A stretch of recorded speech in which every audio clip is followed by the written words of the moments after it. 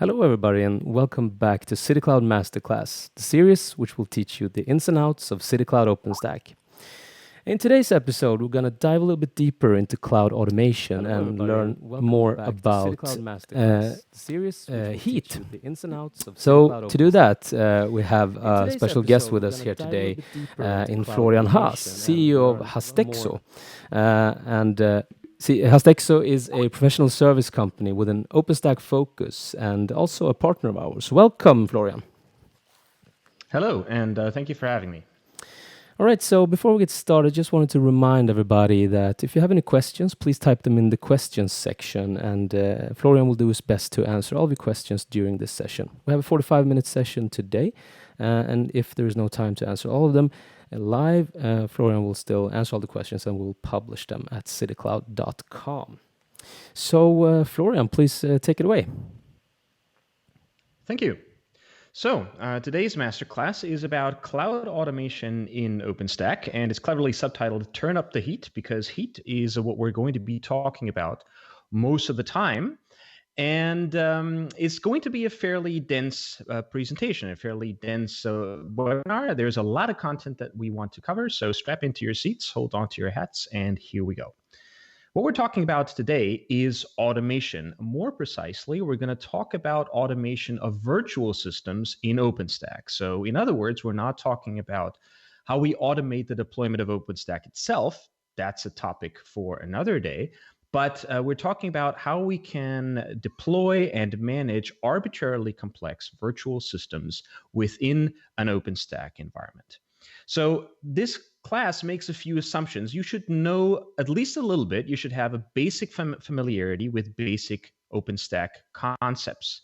It's not entirely for OpenStack novices. It is, however, applicable to any OpenStack cloud, whether that is a private cloud, public cloud, whether it's city cloud or another environment, or whether maybe you're following a hybrid cloud, a cloud bursting strategy, where you run a private OpenStack and you also use public cloud resources from a provider such as city.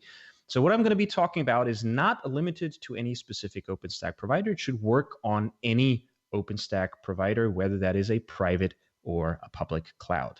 All of the content that I'm showing here is available on GitHub. I will reprise this link at the end of the talk, at the end of the webinar. And if there's anything in here that you would like to reproduce, by all means, feel free to do so. All you need to do is do a git clone of this repository that you're seeing here on your screen right now. What we're going to be using throughout this webinar is we're going to, or as I'm going to show during this webinar, is I'm going to be using OpenStack CLI tools, using the OpenStack APIs that are made available via City Cloud. And to do that, if you want to reproduce that, you're going to need your own OpenStack API credentials. For those of you unfamiliar with this process, here is how you do this very, very briefly in City Cloud. If you open the City Control Panel dashboard, if you direct your attention to the left side of the screen in that little stacked menu bar, there's an item that says API. And if you click the little drop down there, it's going to pop out and it's going to say City Cloud API and native OpenStack API. And what we want to be dealing with here is the native OpenStack API. Once you do that, you open your API users and endpoints, your domain IDs, your users, your regions. And in this example here, I'm using a user called Hastexo Demo. And from here, I can then download my RC file. I don't want to delete the user here, just download my RC file. When you do that, there is a little dialog that pops up. Looks something like this. And that gives you the ability to download your OpenStack RC file. It's just a file. You stash it away somewhere on your file system.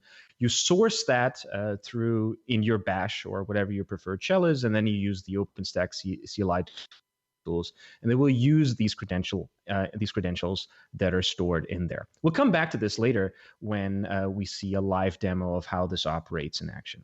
What we're going to be talking about primarily in our class today is Heat. Heat is not an acronym. Heat just gets its name from the idea that heat is what makes clouds rise, and Heat enables you to deploy complete virtual environments in an OpenStack cloud in an OpenStack tenant or project. It is inspired by something similar that you find in another public cloud platform, AWS. There it's called CloudFormation.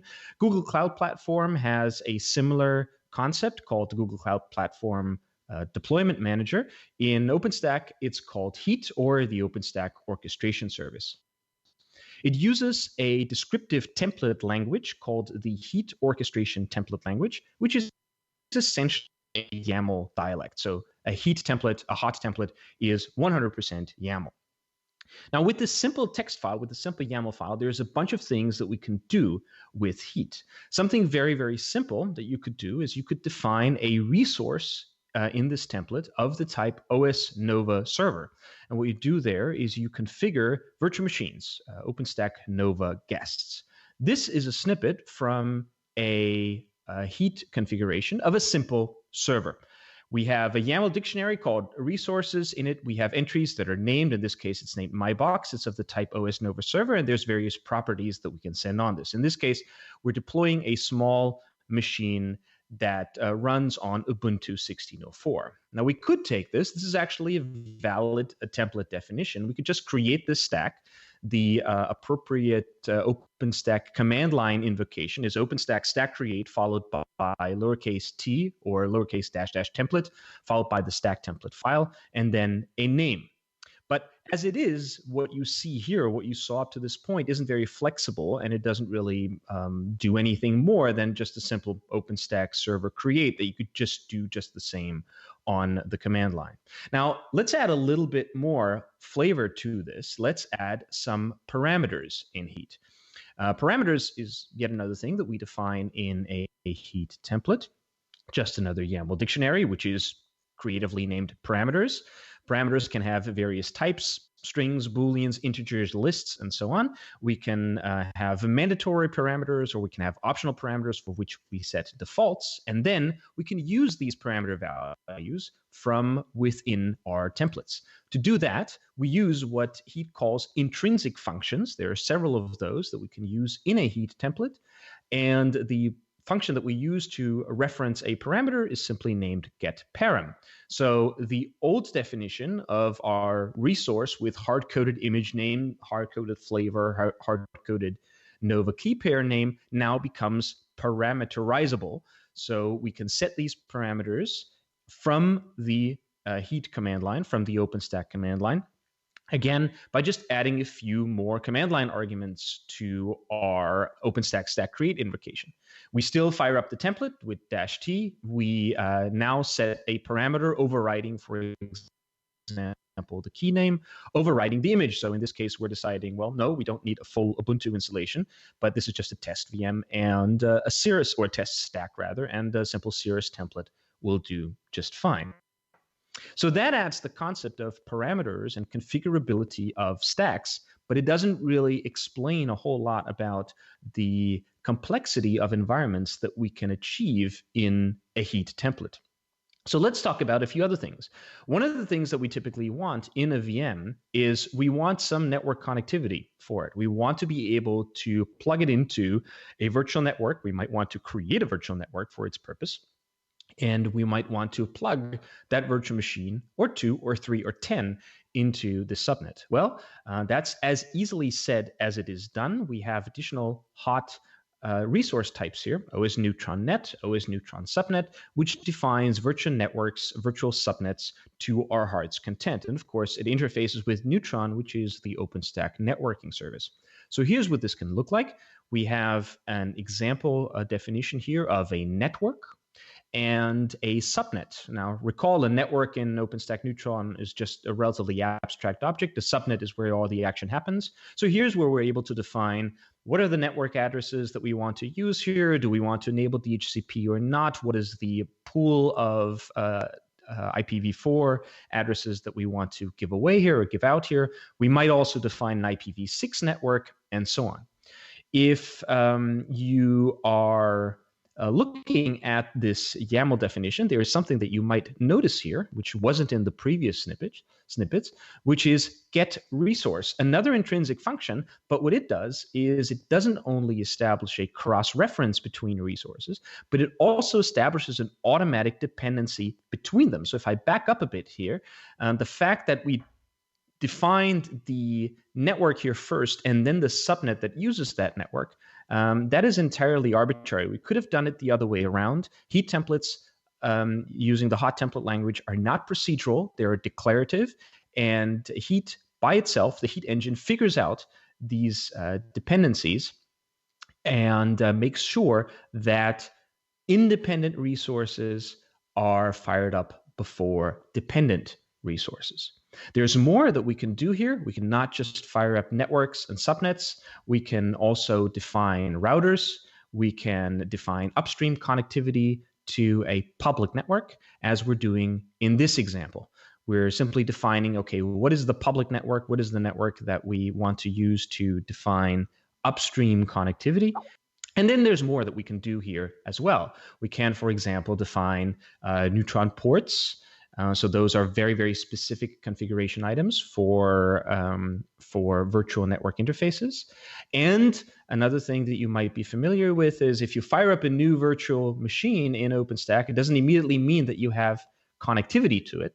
Instead, by default, OpenStack actually walls those off from outside interference, and you have to specifically define via neutron security groups what access that you want to allow. And that, again, is something that you can totally do in OpenStack Heat through a Heat template.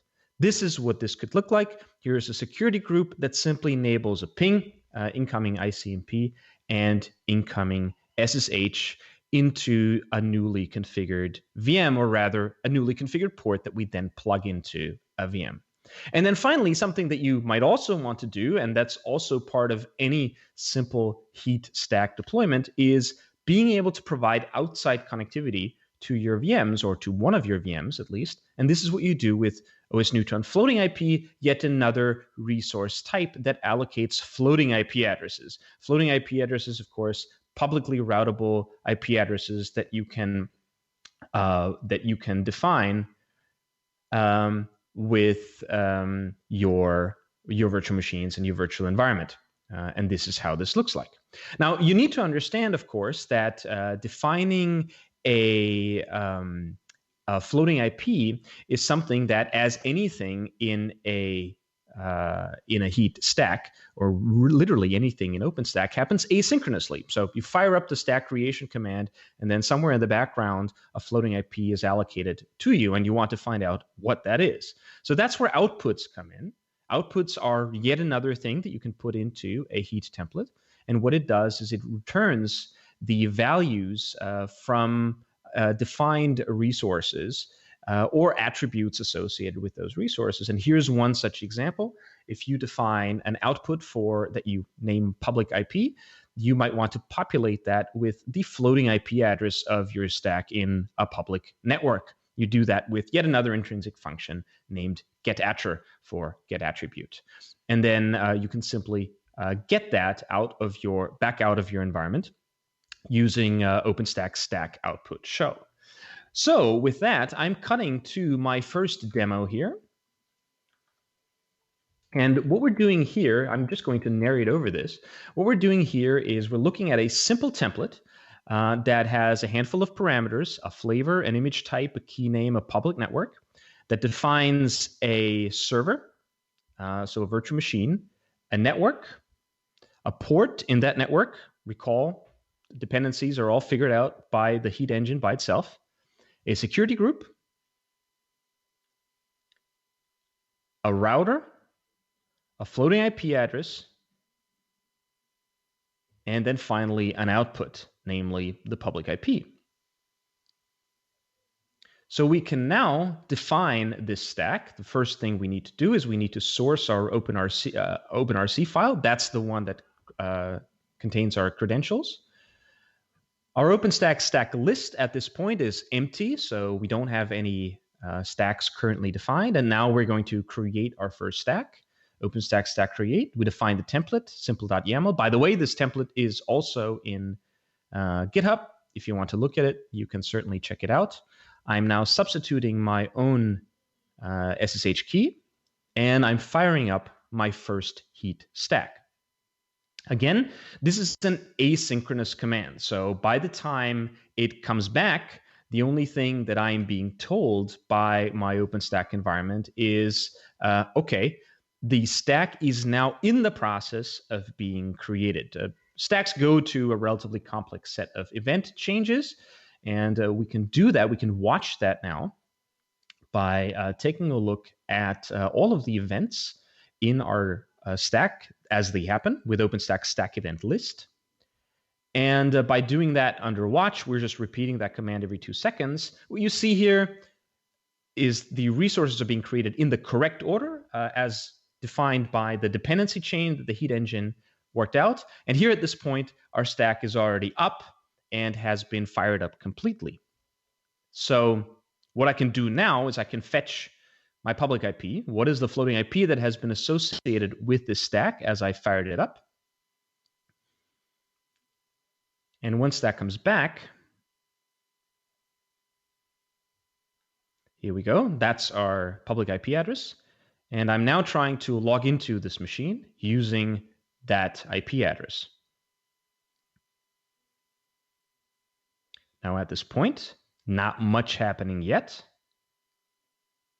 And instead, what we're going to do is we're going to take a look at the console log from this box that we've just created.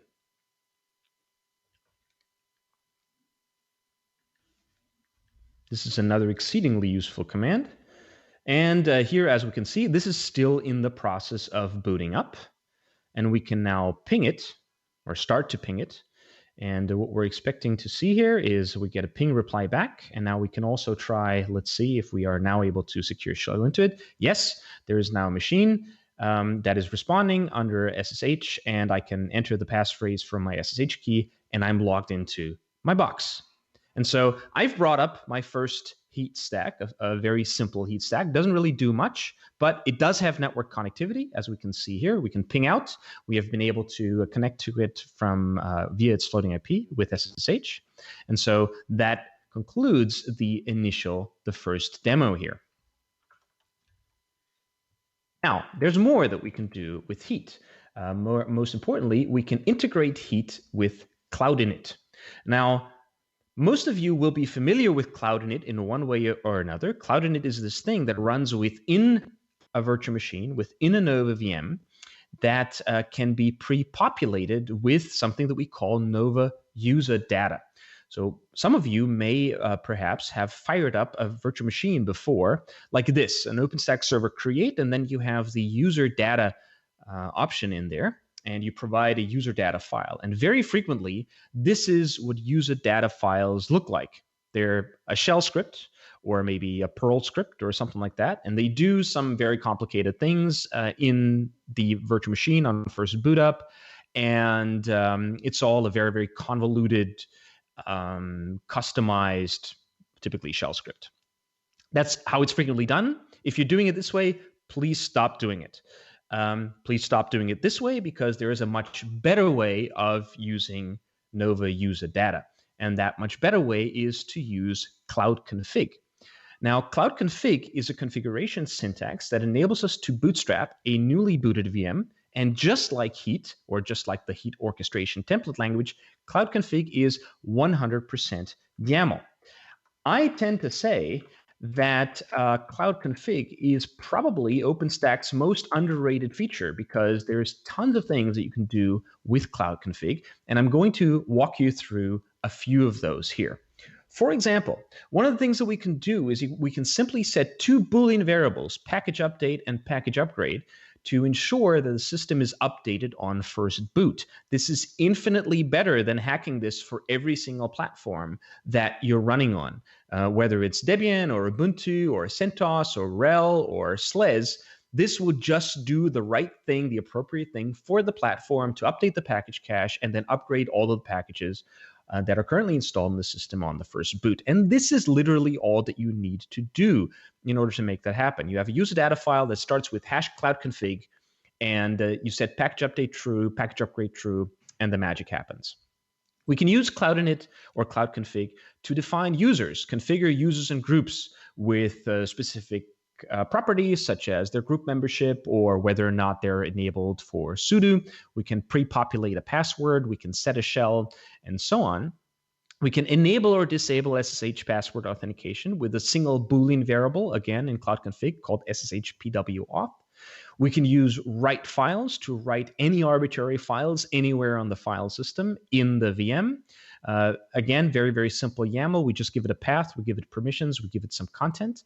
And then we can do some much more complex things with CloudConfig as well. For example, you might want to run within your tenants, within your OpenStack environment, you might want to run Puppet for system automation and for configuring your services.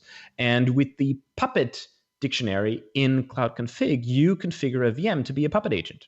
You just tell it, this is your Puppet master, this is the certificate name that you're supposed to be using, and this is the CA certificate that I'm pre-populating with or preceding you with to make sure that the requests that you're sending to your Puppet master are signed by the proper CA. If your preferred way of managing services within your cloud environment is Chef, you just do it with Chef. And again, a very simple YAML dictionary that you set there to point your environment at your Chef master.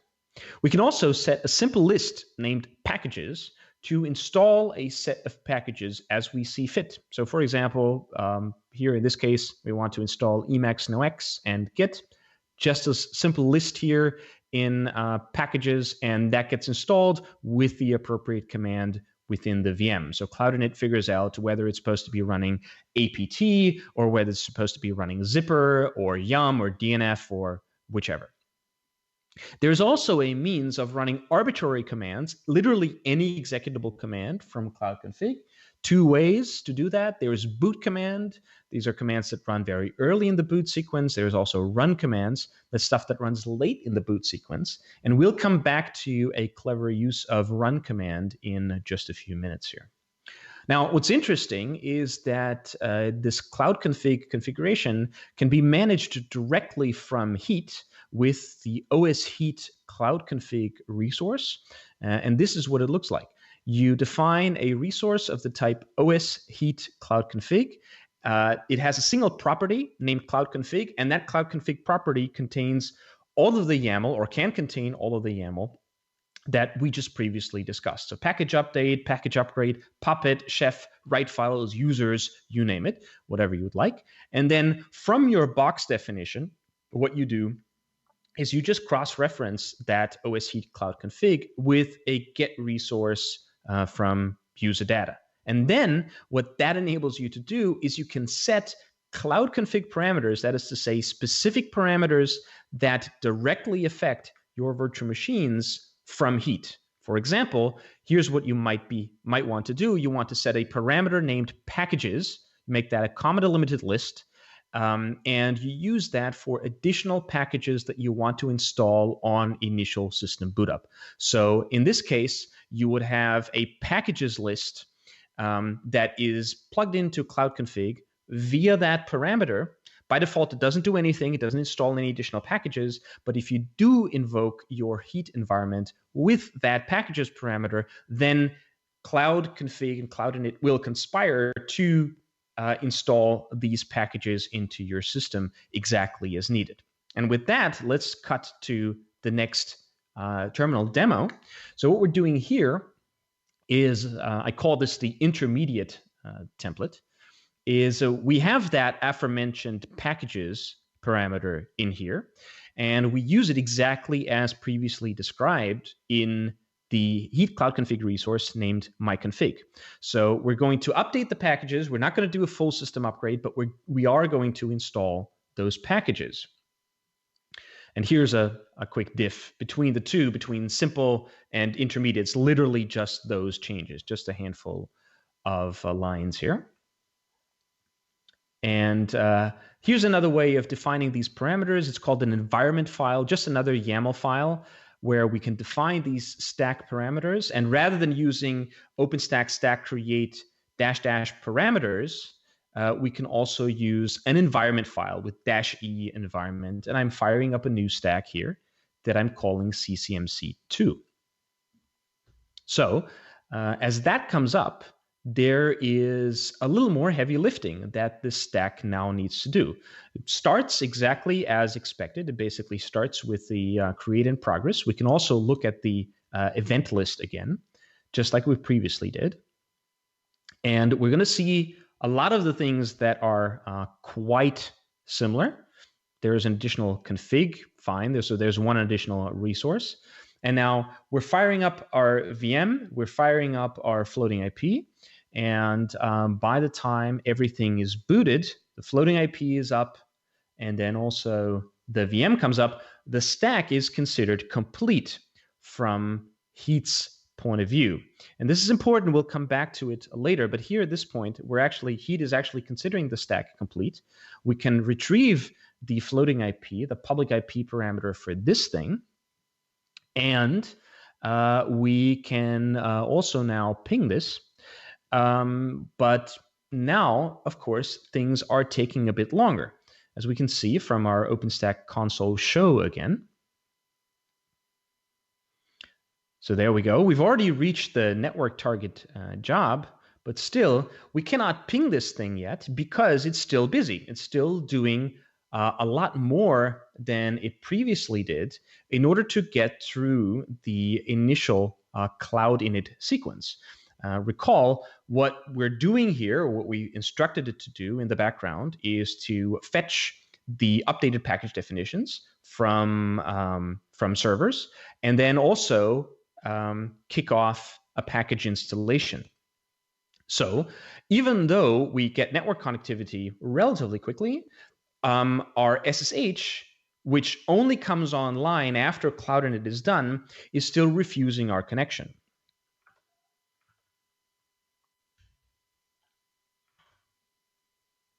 And now here we see the reason for that, which is it's currently busy actually fetching these packages. Once that is done, however, we are able to SSH into this thing. Now an SSH client, an SSH server is responding here. And we are connecting. And we should see here in a moment that this also installed the packages as needed. There's no APT that's running anymore. And recall, we installed Emacs, so here's Emacs, right? So this is our configuration of the packages here. And we also installed another package, namely screen, which I'm going to use here. And in the screen session, I'm just doing a date. I'm then detaching from the screen session. And I'm also dropping out of the SSH session because I want to show you something different. By the way, I apologize here for the quality of the demo. There is a clear that's simply missing. So it's drawing over the previous terminal. So that's a little ugly. So what I'm doing here is I'm suspending this stack. So what does suspend mean? Suspend means that we're literally freezing the entire stack. We're suspending all the VMs. And we're bringing them back later. Suspend takes a little time. So at this point, the suspend is complete. And now we can resume the stack again. And when it comes back up, we will also be able to reconnect to it with SSH. So there's your resume in progress, and then finally a resume complete. We can now secure shell into this machine.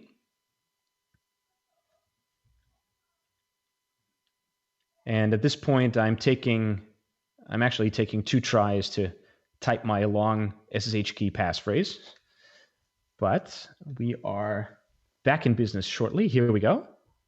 And I can reconnect to my screen session, and it's still there. The machine has not shut down. The machine has just been frozen in time, has come back up, and I've been able to connect right back to it. That concludes our second demo. And so finally, what we want to tackle is this problem of sorts of the stack reporting being done while it's still busy doing work. And of course, with Heat, we also have something for that, and those are called wait conditions. They basically answer the question of when is a stack done? When are we actually complete and done setting up our environment in our stack?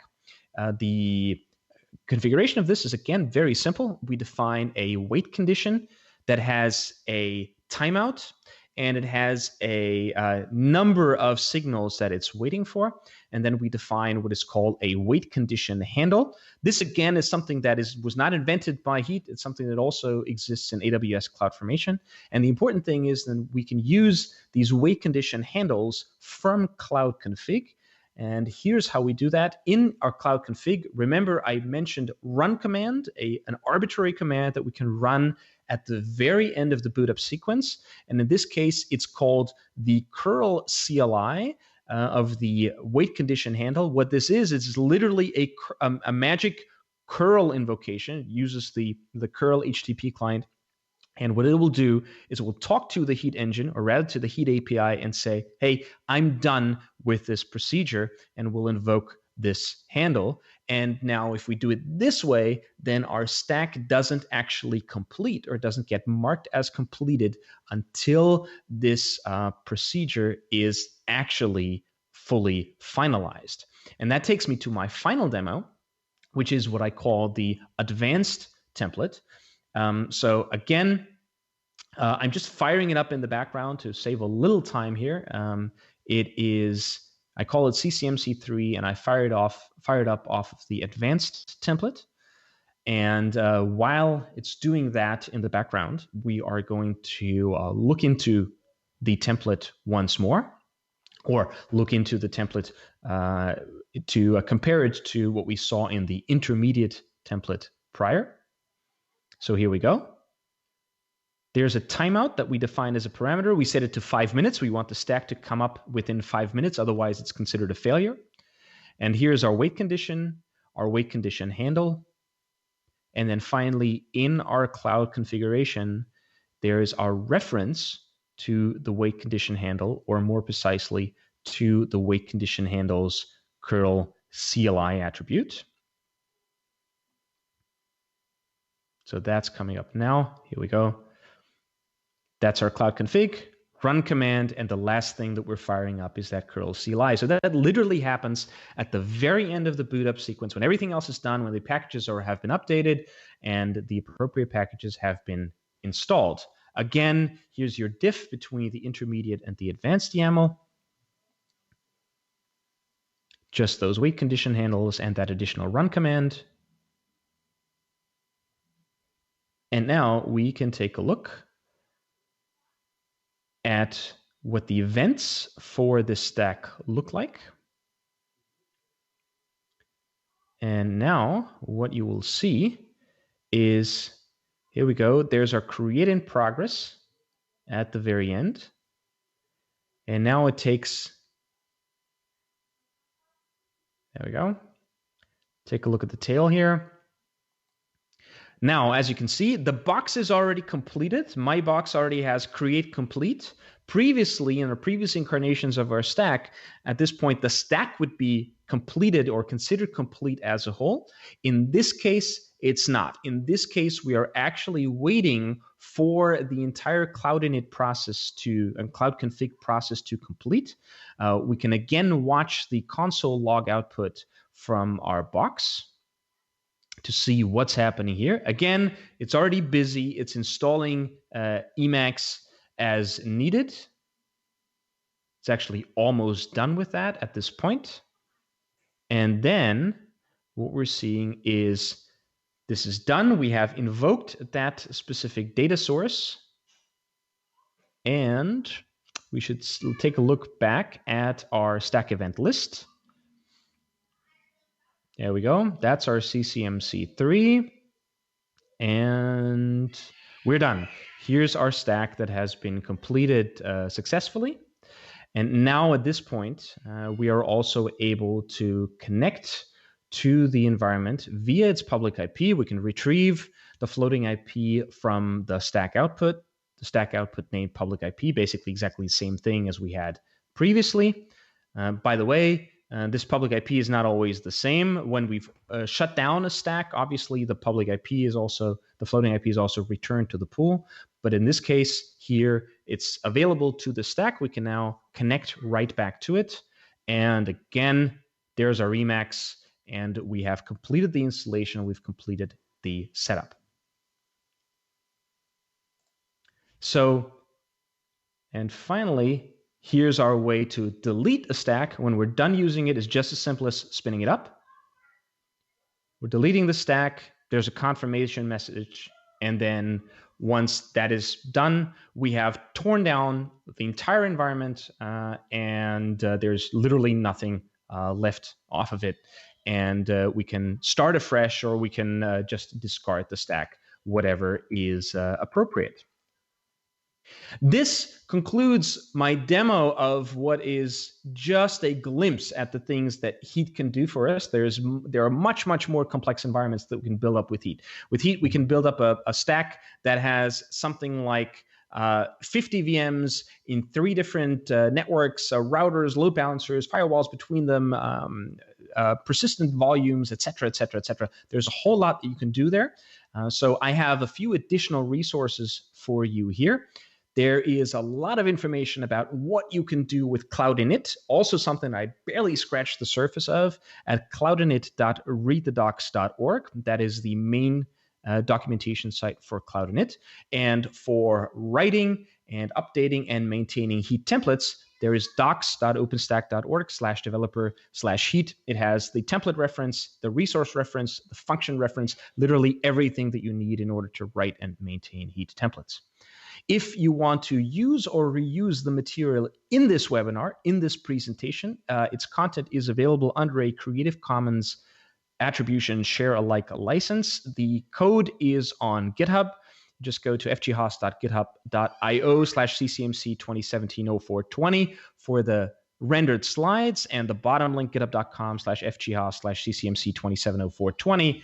Those are the sources for this talk. If you want to know what my company, Hestexo, is doing with OpenStack, you are certainly welcome to go to hestexo.com/knowledge/OpenStack. And with that, I thank you very much for your attention. Thanks for having me, and have a great day, everyone.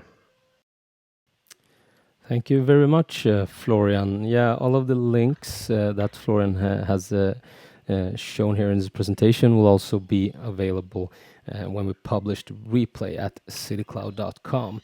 We also have contact details for Florian if you have any questions for him directly. So thank you so much for attending this CityCloud Masterclass, and please keep an eye out for future masterclasses that we will, of course, launch and present at citycloud.com. So thank you so much for today.